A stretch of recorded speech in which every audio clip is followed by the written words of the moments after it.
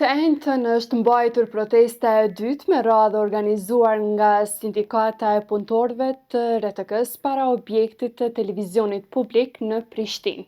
Punëtorët kanë kërkuar pagesën e menjëhershme të pagave, duke paralajmëruar se nëse situata nuk ndryshon, puna në radio-televizionin e Kosovës mund të ndërpritet. Në thirrjen për protestë, Sindikata e punëtorëve të RTK-s kishte paralajmëruar se gjatë këtij tubimi do të shpalleshin hapa të mëtejmë, përfshirë nisjen e greves dhe bojkotit të punës. Ata e kanë quajtur këtë protestë një thirrje për mobilizim të madh për të mbrojtur të drejtat dhe dinjitetin e punëtorëve të mediumit publik. Sipas kësaj sindikate, rreth 700 punëtorë të RTK-s janë ende pa paga, ndërsa kjo situatë, përveç se prek jetën e tyre, rrezikon funksionimin normal të institucionit kryesor medial të vendit. Protestës i është bashkuar mbështetja dhe nga Bashkimi i Sindikatave të Pavarura të Kosovës dhe Sindikata e Bashkuar e Arsimit, Shkencës dhe Kulturës, të cilat kanë kërkuar që zëri i punëtorëve të dëgjohet dhe kriza të zgjidhet sa më parë.